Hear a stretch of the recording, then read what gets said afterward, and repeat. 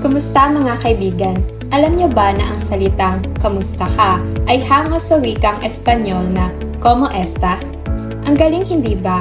Minsan niyo rin bang natanong kung saan at paano nga ba nagmula ang ating wika? Nagsimula ito noong panahon ng ating mga ninuno.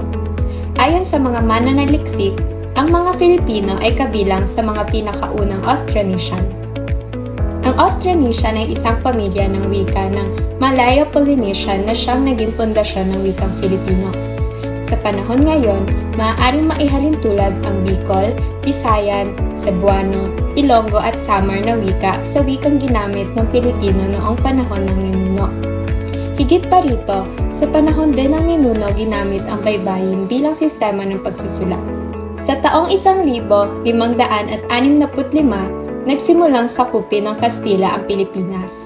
Ginamit ang wikang Espanyol bilang wikang opisyal at panturo sa bansa.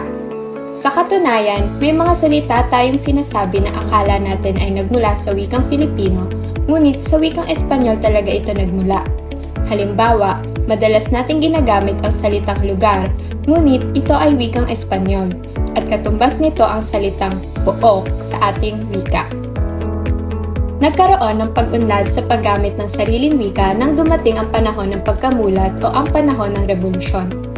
Una, tinawag na Tagalog ni Andres Bonifacio ang nasasakupan niya na siyang gumagamit ng kanilang wika, sa pag-aakala na ang bawat mamamayan ng bansa ay gumagamit ng wikang Tagalog.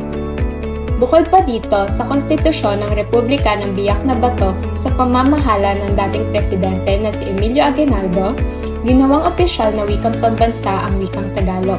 Isang mananakop muli ang dumating sa ating bansa, at ito ang panahon ng Amerikano.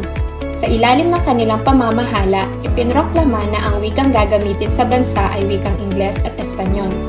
Naging wikang panturo ang Ingles at tungkol sa kultura, ekonomiya, politika, literatura at kasaysayan ang itinuro. Ang pinakahuling nanakop sa atin ay ang mga Hapones. Ang wikang ginamit ng mga panahong ito ay Nipongo at Tagalog. Ang panahong ito ang tinaguriang gintong panahon ng Tagalog dahil napahintulutan ang mga Pilipino sa paggamit ng sariling wika. Ipinaglaban ng mga purista ang Tagalog ay maging wikang pambansa at pumayag naman ang mga Hapones sa kagustuhan na mawala ang impluwensya ng mga Amerikano sa mga Pilipino. Simula na makalaya tayo mula sa pananakop ng mga dayuhan, ang Batas Commonwealth ang nagpatibay ng Tagalog bilang pambansang wika. Naging posible ito dahil kay Manuel L. Quezon na tinaguriang ama ng wikang pambansa. Kaya sa kasalukuyan, ang bansa ay nagdiriwang ng linggo ng wikang pambansa tuwing Agosto upang pahalagahan at pagyamanin ang wikang nagpalaya sa atin. Maraming salamat sa pakikinig at huwag kalilimutang ang wika ay susi ng ating kalayaan.